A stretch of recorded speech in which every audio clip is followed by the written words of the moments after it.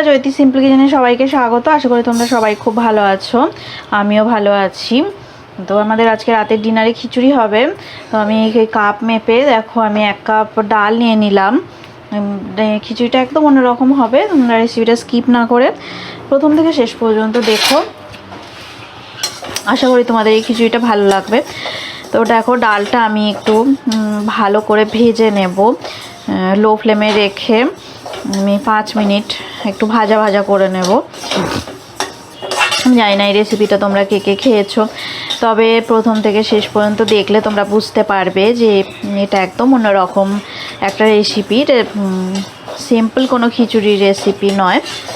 তো তোমরা দেখতে থাকো। আমি এই ডালটা ভাজা করে নিচ্ছি, হালকা লাল করে 5 মিনিট আমার লো ফ্লেমে রেখে ভাজা ভাজা করা হয়ে গেছে। 5 মিনিট হয়ে গেছে। আমি দেখো আমি এইটার মধ্যে একটু ঢেলে দিলাম ডালটাকে, একটা পাত্রে ডালটাকে ঢেলে দিলাম। এবার দেখো গ্যাসের ফ্লেমটা আমি অন করে দিলাম। আমি মিডিয়াম ফ্লেমে রেখে 3টে ডিম আমি বসিয়ে দেব। এই ডিমগুলো আমি বয়েল করে নেব। এবার আমি পরিমাণ মতো নুন দিয়ে দেব ডিম সেদ্ধর জন্যে। এবার আমি মিডিয়াম ফ্লেমে দেখো রেখে দেওয়া আছে, গ্যাসের ফ্লেমটা মিডিয়াম ফ্লেমে রেখে আমি সুন্দর করে ডিমগুলোকে পুরো ফুল বয়েল করে নেব। ফিরে আসছি বয়েল করার পর। দেখো এই যে বাসমতি রাইস আমি 1 কাপ নিয়ে নিলাম। এটা আমি ভালো করে এবার পরিষ্কার করে ধুয়ে নেব। ধুয়ে নিয়ে ফিরে আসছি। আর আধ ঘন্টা আমি এটা 30 মিনিটের জন্য একটু ভিজিয়ে জলের মধ্যে ভিজিয়ে রেখে দেব। ডিমটা বয়েলড হয়ে গেছে, ডিমটা আমি সরিয়ে নিয়েছিলাম। আর যে কড়াতে আমি করেছিলাম ডালটা একটুখানি শুকনো খোলায় ভেজে নিয়েছিলাম, সেই কড়াটা বসিয়ে দিলাম। এবার কড়ার মধ্যে আমি 4 চামচ সর্ষের তেল দিয়ে দিলাম। আর ফোড়ন হিসাবে দেখো আমি 3টে এই দারচিনি নিয়েছি, 3টে দারচিনি দিয়ে দিলাম। আর কিছু 3-4টে লবঙ্গ দিয়ে দিলাম, 3-4টে। আর একটা বড় তেজপাতা আমি এইভাবে টুকরো করে ছোট করে কেটে আমি মধ্যে দিয়ে দিলাম। আমি কিন্তু এলাচ দিলাম না, সেটা তোমরা অবশ্যই লক্ষ্য করেছো।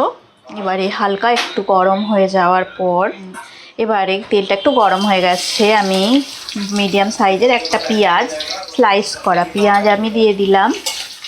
এবার ভালো করে আমি মিডিয়াম ফ্লেমে রেখে নাড়াচাড়া করে নেব। ভালো করে মিডিয়াম ফ্লেমে রেখেই নাড়াচাড়াটা করব।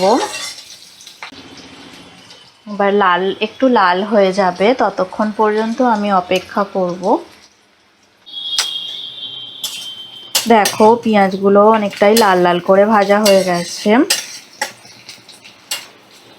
লাল লাল করে ভাজা পেঁয়াজগুলো আমি এবারে একটা পাত্রে তুলে নেব।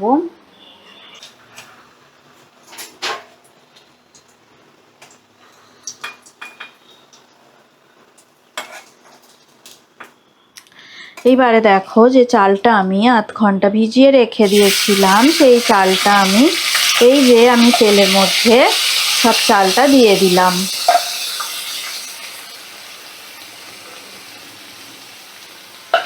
পুরো চালটাই আমি 1 কাপ চাল আমি ভিজিয়ে ধুয়ে পরিষ্কার করে রেখে দিয়েছিলাম, চালটা দিয়ে দিলাম। এবারে আমি ডালটাও দিয়ে দিলাম।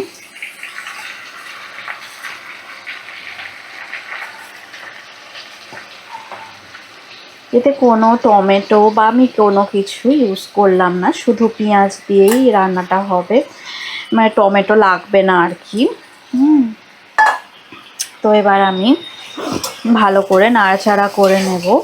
আর সামান্য একটু মানে আদা রসুনের পেস্ট 1 চামচ আমি দিয়ে দেব। এবার গোটা কাঁচা লঙ্কা দিয়ে দিলাম।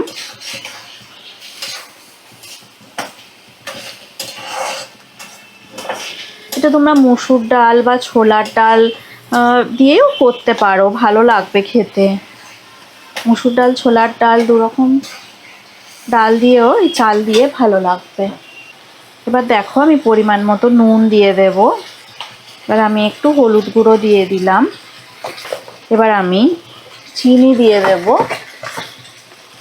সামান্য চিনি বা 1/2 চামচের মতো চিনি দিলাম। পরে আবার আমি আরেকটু দেব। এবারে মিডিয়াম ফ্লেমে রেখে এগুলো ভালো করে আমি নাড়াচাড়া করে মিশিয়ে নেব। একটু ভাজা ভাজা করে নেব আর কি।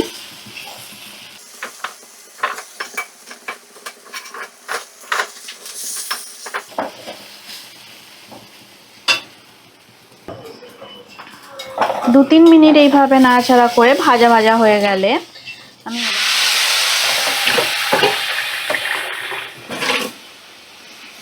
দেখো আমি প্রথমে 2 কাপ জল দিলাম। এটা একটু ভুনা বা ঝরঝরে হবে, বুঝতেই পারছো তোমরা।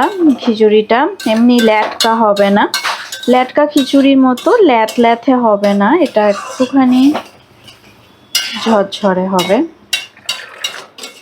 আরও হাফ কাপের মতন আমি দিয়ে দিলাম জল। এবারে ফ্লেমটা আমি একদম লো ফ্লেমে করে দিয়ে আমি ঢাকা দিয়ে দেব। ঢাকা দিয়ে দেব আমি 5 মিনিটের জন্য।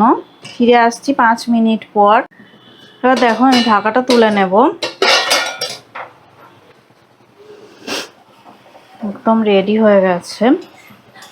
এই খিচুড়িটা এরকম ঝরঝরেই হবে। দেখো চালগুলো, এই যে দেখো চালগুলো সব সিদ্ধ হয়ে গেছে, ডালগুলোও তাই, ডালও সিদ্ধ হয়ে গেছে। এই যে দেখো। এবারে আমি এখানে 1 চামচ ঘি দিয়ে দেব। দেখো 1 চামচ ঘি দিলাম। দেখো এটা ঠান্ডা হয়ে গেছে। এবার আমি এটা একটু সার্ভ করে দেবো একটা প্লেটে। মানে সুন্দর করে আমি সার্ভ করে দিচ্ছি। একটু গরম আছে, খুব ঠান্ডা হয়নি, তো তোমরা বুঝতে পারছো নিশ্চয়ই। দেখো মানে অনেকটা ঝরঝরেই হয়েছে এই খিচুড়িটা। দেখো কত সুন্দর, এটা একদম ঝরঝরে হয়েছে ভুনা খিচুড়ি। কিভাবে রান্না করলাম তোমরা নিশ্চয়ই দেখেছো। তোমরা এইভাবে আমার মতন একই পরিমাণে রান্না করলে তোমাদের রান্নাও এতটাই সুন্দর ঝরঝরে হবে। এইবার আমি উপর থেকে